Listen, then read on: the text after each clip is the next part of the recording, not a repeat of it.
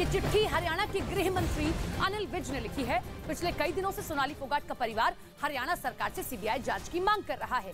घर वालों का आरोप है कि इस हत्याकांड में बड़े चेहरे शामिल हो सकते हैं, जिन्हें किसी भी सूरत में सजा मिलनी चाहिए।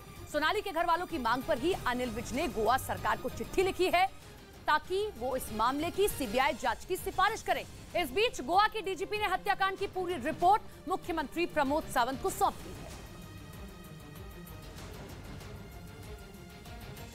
गोवा के मुख्यमंत्री को, गोवा सरकार को हमने लिख दिया है कि इसकी हम सीबीआई जांच की स्ट्रांगली रिकमेंड करते हैं कि इसकी सीबीआई जांच करवाई। अपनी रिपोर्ट में गोवा पुलिस ने यह दावा किया कि सोनाली फोगाट को पानी में मिलाकर ड्रग्स दिए गए थे, जिन्हें पीने से उनकी मौत हो गई। आरोप है कि उनके पीए सुधीर सांगवान ने अपने दोस्त सुखविंदर के साथ मिलकर यह साजिश रची थी और दोनों ने मौका मिलते ही सोनाली को ड्रग्स दे दिए थे, जिससे न सिर्फ उनकी तबीयत बिगड़ी बल्कि कुछ ही घंटों में उनकी मौत भी हो गई। गोवा पुलिस की रिपोर्ट के मुताबिक सुधीर सांगवान और सुखविंदर ने सोनाली को पानी में मिलाकर ड्रग्स पिलाए थे। रिपोर्ट में बताया गया कि 22 अगस्त को सोनाली शाम करीब 4 बजे अपने पीए सुधीर सांगवान और सुखविंदर के साथ गोवा पहुंची थी। इसके बाद वो नॉर्थ गोवा में मौजूद द ग्रैंड लियोनी रिजॉर्ट चली गई। गोवा पुलिस के मुताबिक होटल से सोनाली रात करीब 10 बजे कर्लीज क्लब पहुंची और इस दौरान सुधीर सांगवान और सुखविंदर भी उनके साथ थे। आरोप है कि कर्लीज क्लब में ही सुधीर ने सुखविंदर के साथ मिलकर पानी में ड्रग्स मिलाया और फिर जबरन सोनाली को पिला दिए, जिसका एक सीसीटीवी वीडियो भी सामने आया, जिसमें सुधीर जबरदस्ती सोनाली के मुंह में बोतल लगाता दिखाई दे रहा है। गोवा पुलिस का दावा है कि बोतल के अंदर पानी में ड्रग्स मिलाए गए थे। इस दौरान सोनाली डांस करते हुए लड़खड़ाती नजर आई। हत्या के बाद सोनाली फोगाट का ये तीसरा वीडियो सामने आया है, जिसमें वो सुधीर सांगवान के साथ दिखाई दे रही हैं। पहले वीडियो में वो काले रंग की ड्रेस पहनकर सुधीर और सुखविंदर के साथ क्लब में डांस करती दिखाई दी थी, जबकि दूसरे वीडियो में सुधीर लड़खड़ाती हुई सोनाली को सहारा देकर ले जाता नजर आया था।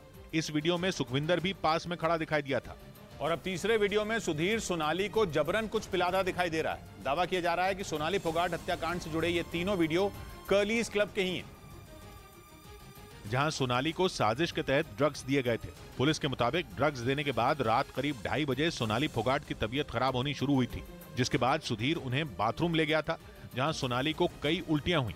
पुलिस का दावा है कि रात करीब 2 घंटे तक सोनाली वॉशरूम में ही थी। उनकी हालत इतनी बिगड़ चुकी थी कि वो अपने पैरों पर खड़ी तक नहीं हो पा रही थी।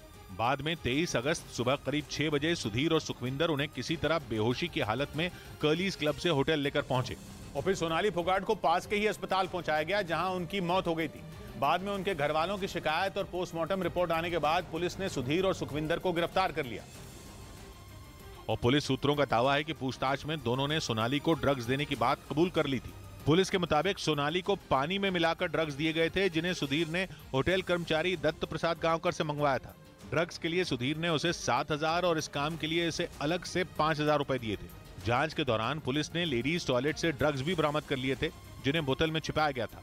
इसके बाद दोनों के खिलाफ एनडीपीएस एक्ट के तहत भी केस दर्ज कर लिया गया।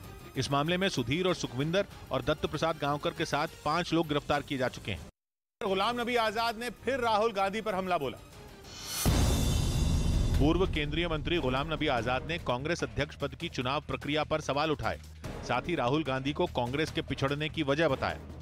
जब से राहुल जी को उन्होंने आगे बढ़ाना रहा और रिजल्ट 0 आने लगे। कांग्रेस नेता तारिक अनवर ने राहुल गांधी का बचाव किया और गुलाम नबी आजाद को नसीहत दी कि उन्हें पार्टी में रहते हुए इन मुद्दों पर बात करनी चाहिए थी। पार्टी फोरम से अगर ये बात कहते या इस सवाल को उठाते तो उसमें वजन होता। गुलाम नबी आजाद के इस्तीफे के बाद अब जम्मू कश्मीर में 12 और नेताओं ने कांग्रेस से इस्तीफा दे दिया।